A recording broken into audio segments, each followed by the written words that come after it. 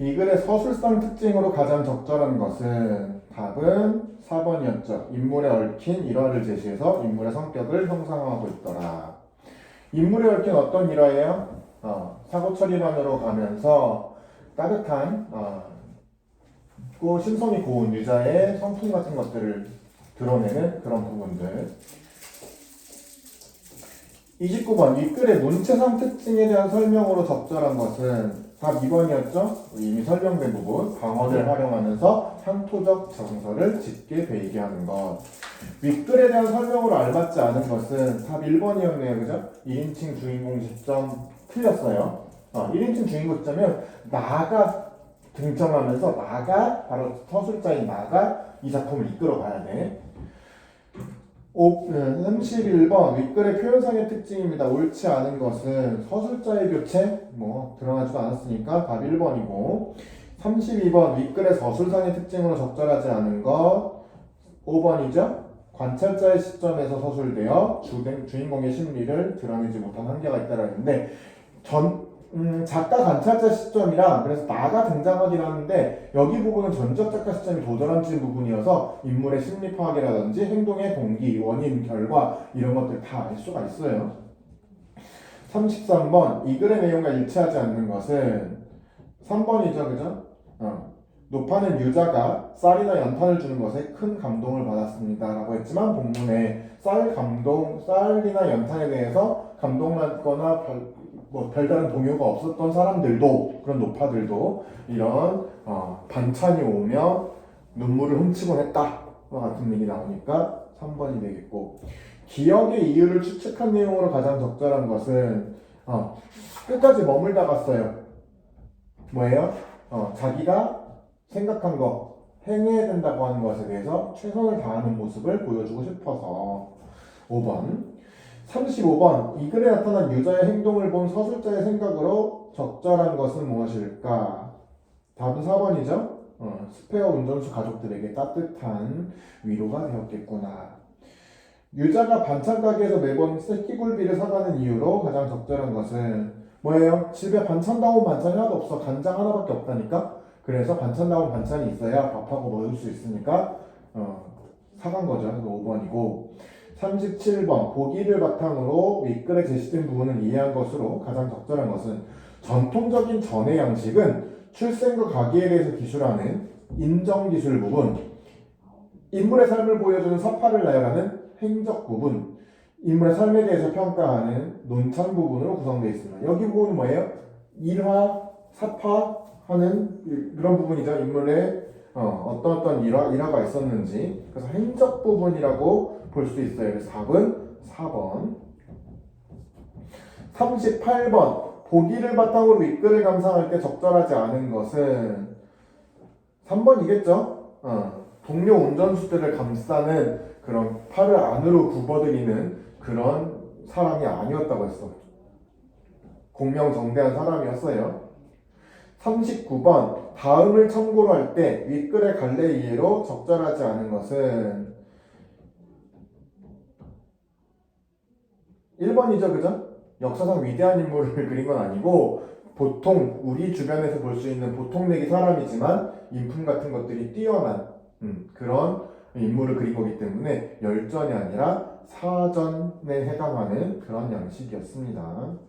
나머지는 맞는 설명이니까 쭉 선택지 잘 읽어보시고 40번 단어의 뜻풀이가 잘못된 것을 모두 고르면 시답다는 뭔가 되게 만족스러운 상황이야. 그렇기 때문에 시답다로 외우기보다는 시답지 않다로 외우면서 저 해설을 봐야 돼. 왜? 우리 본문에 시답지 않다라고 나왔으니까. 시답지 않은 거는 마음에 차거나 들지 않아서 만족스럽다. 반대로 설명하게 되고요. 얼간하다는 아까 얘기했지? 소금에 약간 절여서 약간 짭조름한 정도의 간이지 간이 센 것이 아니에요.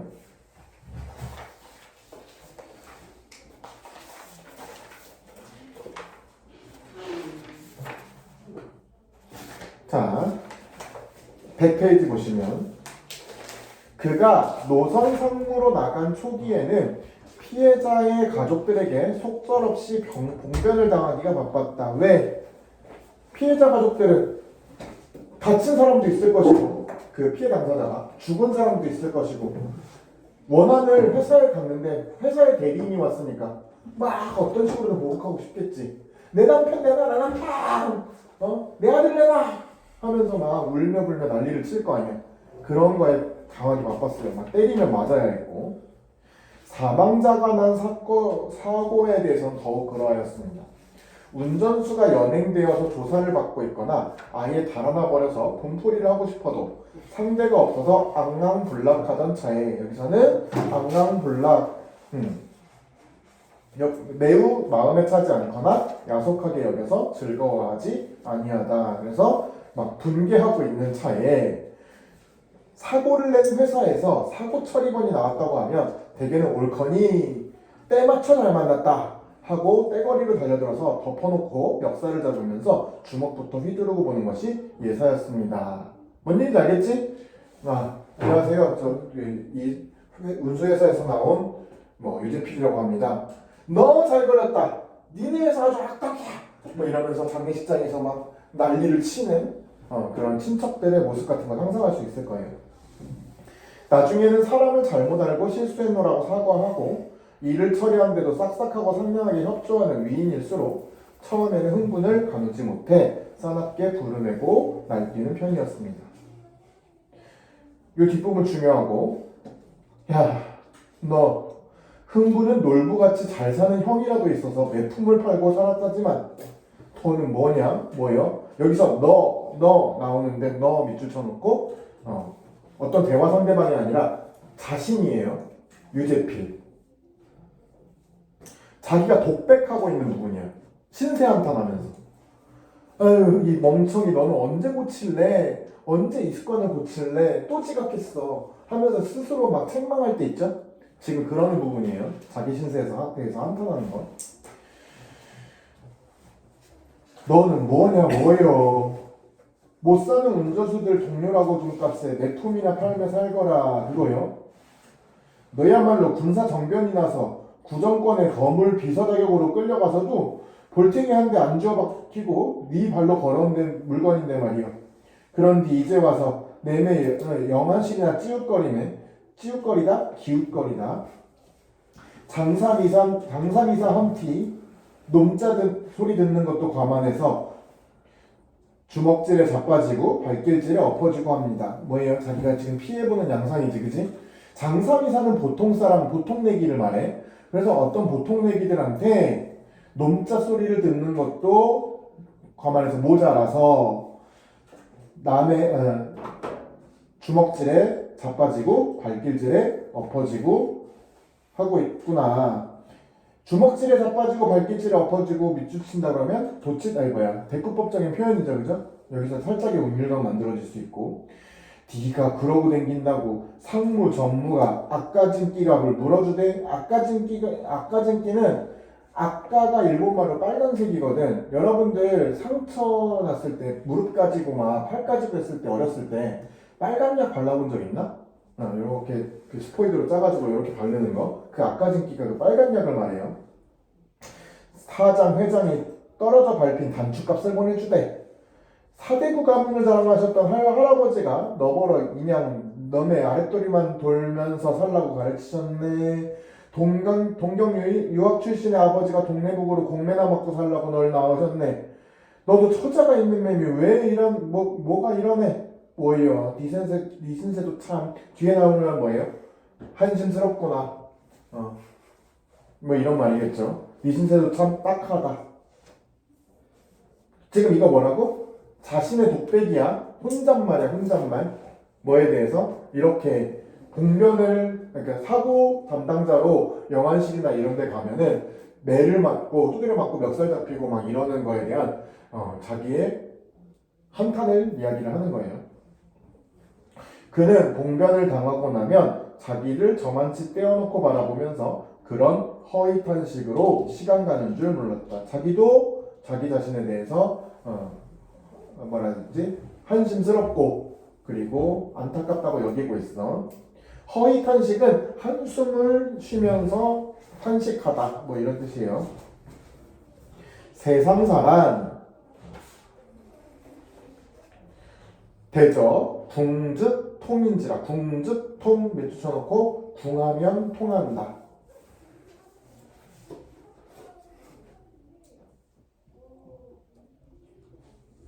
뭐예요? 너무 못 살겠으면, 너무 극에 달하면 어떤 방법으로든 자기가 살 길을 찾는다는 거예요. 너무 궁해지면, 너무 어려운 상황에 놓이게 되면 어떤 방식으로든 자기 살 길을 찾는다. 곰곰이 생각해보니 싸나운 일은 그저 예방이 제일이었습니다. 그가 찾아낸 예방책은 그가 먼저 선수를 쳐서 저쪽의 예봉을 피하자는 것이었습니다. 밑줄 쳐볼까요? 그가 먼저 선수를 쳐서 저쪽의 예봉을 피하자. 예방책이 뭐냐면 자기가 먼저 막 같이 슬퍼하고 이 사람들이랑 친해지고 뭔가 막 동정하고 난리를 쳐가지고 이 사람을 인간답게 만든 후에 그 좀 술 좀 들어가고 이러면 그때서야 명함을 내미는 거야. 자기가 엄청난 시행착오를 겪었거든. 먼저 그립다 명함부터 들이밀면 이 새끼 잘 만났네 하면서 두드려 패고 막 이랬단 말이야. 그걸 미연에 방지하기 위해서 일단은 자기의 신분을 숨기는 거야. 예봉이라고 하는 것은 날카롭게 공격하는 기세. 그래서 자기가 먼저 선수를 쳐서 그 막 슬퍼해가지고 저쪽에 공격을 막아내자라는 것이었습니다. 그리고 그는 실천을 하였습니다. 사망자의 빈소가 있는 병원의 영안실에 가면 처음부터 신분을 밝히지 않았습니다. 그는 빈소의 형식이 불교색인지 기독교색인지도 살피지 않았고요. 우선 고인의 영정에 절부터 재래종으로 하고 꿇어앉아 절부터 두 번 하면서 손수건으로 눈자위를 눌러가면서 눈시울을 훔쳤습니다. 막 이러고 있는 거야. 억지 눈물을 막 흘리고 있는 거야. 일단 큰 절 두 번을 하고 죽은 사람의 영정 앞에서 눈물 같은 건 비칠 생각도 않던 눈도 그렇게 거듭 귀찮게 하면 진짜로 눈물이 있던 것처럼 보이기가 쉬웠습니다. 뭐예요? 융통성을 발휘한 거지, 그지? 자기 처신을 자기가 만들어냈어. 가면은 영안실에서 신분을 숨기고 넙죽 절벽 두 번 하고 그 다음에 영정 앞에서 아이고 하고 상주들한테 아이고 고생하십니다 뭐 이러면서 손수건으로 막 눈물을 닦아내는 그런 말하자면 신용, 연기를 좀 한 거야. 또 그렇게 흉물을 떨다 음흉한 속셈으로 짐짓 위문한 짓을 하면서 눌러있으면 상가의 친인척 중에 나이성이나 된 사람이 다가와서 어깨를 다정히 흔들며 달래기도 하였습니다. 뭐예요? 아유 어떻게 오시는지 모르겠는데 너무 그렇게 상처받지 마세요. 너무 그렇게 슬퍼하지 마십시오 하면서 오히려 위로해 주는 거야. 이 상당한 사람이. 일은 어차피 당한 일인데 애통해 한들 무슨 소용이 있겠느냐. 그만 마음을 가라앉히고 저리로 가서 술이나 한잔 하라는 것이었습니다. 에이 죽일 놈들. 암만 운전질이나 헤쳐먹고 사는 막된 것들이라도 그렇지. 뭐 어쩌자고 이런 짓을 하는겨. 에이 죽인 놈들. 뭐예요? 일단 연기를 하고 보지. 자기네들도 이 사람도 뭔가 만인이랑 죽은 사람이랑 뭔가 그쪽에서 관련된 사람이라고 사람 인척하면서 말하자면 연기를 하는 거예요. 천연덕스럽게 운전수를 나무라면서 두툼하게 장만애가 부의를 하고 물러나면 부의는 그 상례 치를 때 내는 돈이야. 여러분들 뭐 가본 적 있어요? 그 장례식장? 그러면 아버지 어머니가 봉투에 돈을 담아가지고 그 부의함에다 넣고 이렇게 장례를 치는 거 도와주지, 그지? 그런 그 돈 봉투예요. 아까 어깨를 흔들며 달래던 사람이 술상으로 자리를 안내했고 또 대개는 그 사람이 마주 앉아 술을 권하기도 했습니다.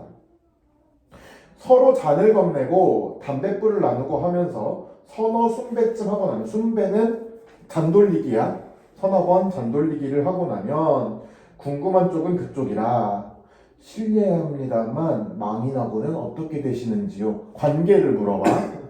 뭐 친구였느냐, 아니면은 뭐 아는 사람이냐, 회사 동료냐, 뭐 이런 것들 궁금해해요.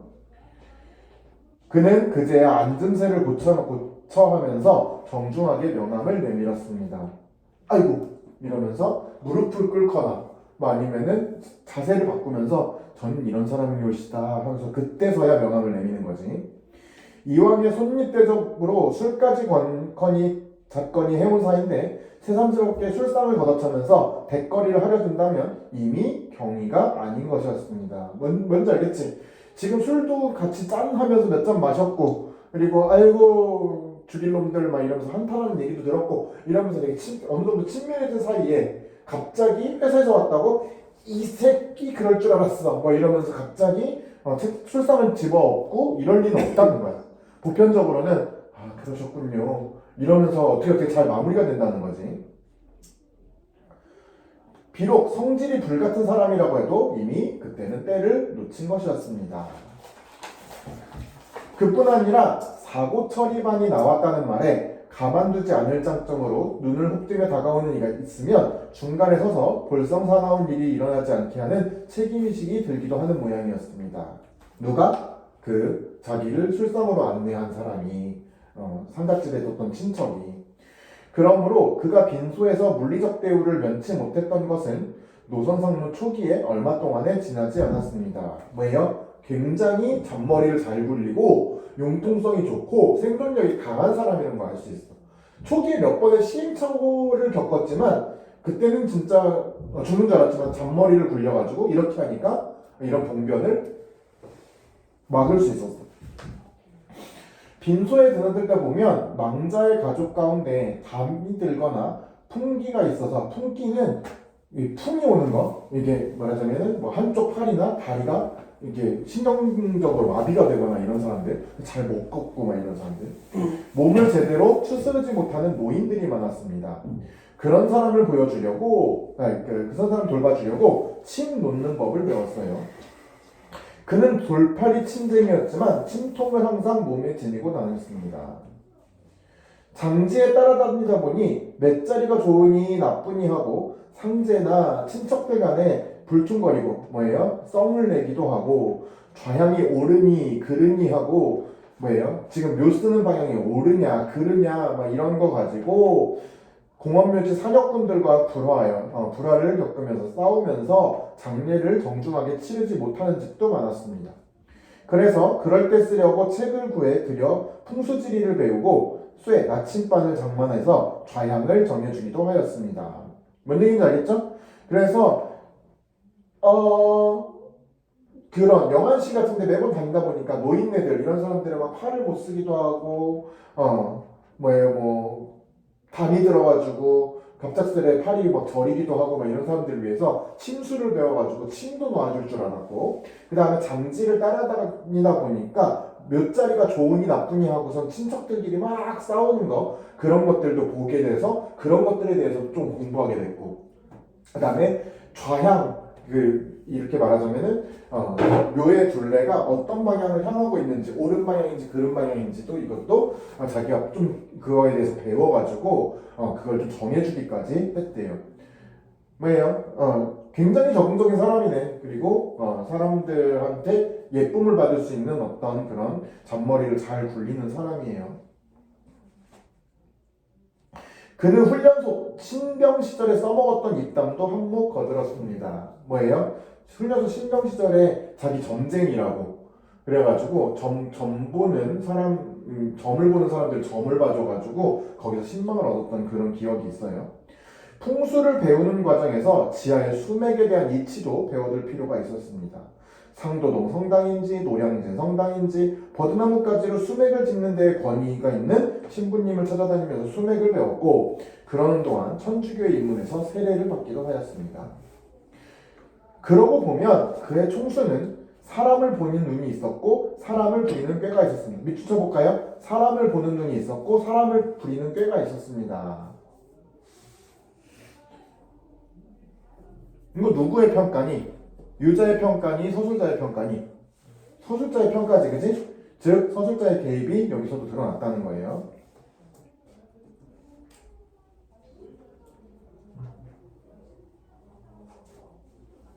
총수는 유자의 능력을 높이셔서 곧 과장으로 올려주었습니다.